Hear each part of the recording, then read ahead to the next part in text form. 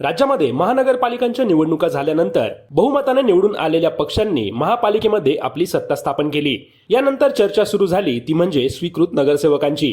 स्वीकृत नगरसेवकांसाठी सर्वच पक्षांमधून मोठ्या प्रमाणामध्ये लॉबिंग सुरू झालं आहे।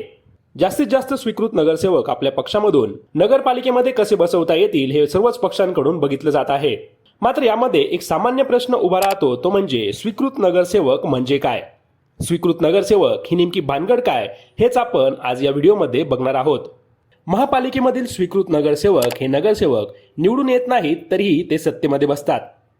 महापालिकेमध्ये दोन प्रकारचे नगरसेवक असतात, एक म्हणजे जनतेतून निवडून आलेले आणि दुसरे म्हणजे स्वीकृत नगरसेवक। स्वीकृत नगरसेवक म्हणजे असे लोक जे निवडणूक न लढवता थेट महापालिकेमध्ये घेतले जातात किंवा त्यांना नियुक्त केलं जातं। स्वीकृत नगरसेवक हे काही क्षेत्रांमधील तज्ज्ञ लोक असावेत असं सांगितलं जातं। यामध्ये डॉक्टर, शिक्षक, समाजसेवक आणि महिला कार्यकर्ता अशा क्षेत्रांमधील काही तज्ज्ञ लोक स्वीकृत नगरसेवक म्हणून राजकीय पक्षांकडून नगरपालिकेमध्ये घेतले जातात, जेणेकरून त्यांच्या कामाचा अनुभव आणि त्यांचं त्या क्षेत्रामधील कौशल्य हे महानगरपालिकेच्या कामकाजामध्ये उपयोगी होईल असं बघितलं जातं।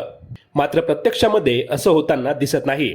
स्वीकृत नगरसेवकांची निवड ही सत्ताधारी पक्ष किंवा आघाडी करतं, म्हणजेच ज्यांची सत्ता आहे ते त्यांच्या आवडीच्या लोकांना महापालिकेमध्ये बसवू शकतात।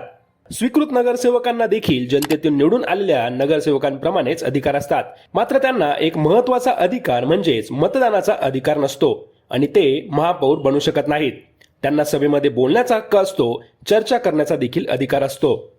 स्वीकृत नगरसेवक बसवताना मोठ्या प्रमाणामध्ये वाद होताना बघायला मिळतो, कारण सत्ताधारी पक्ष आपल्याच माणसांना बसवतो, तज्ज्ञांपेक्षा कार्यकर्त्यांना संधी दिली जाते आणि राजकीय फायदा घेतला जातो, असं नेहमीच स्वीकृत नगरसेवकांच्या नियुक्तीच्या वेळी बघायला मिळतं आणि म्हणूनच विरोधक नेहमीच यावर आक्षेप घेतात।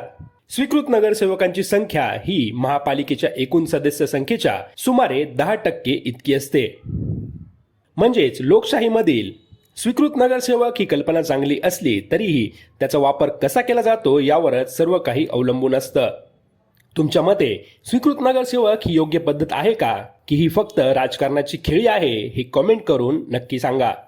आणि या व्हिडिओमधील माहिती तुम्हाला आवडली असेल तर व्हिडिओला जास्तीत जास्त शेअर करा।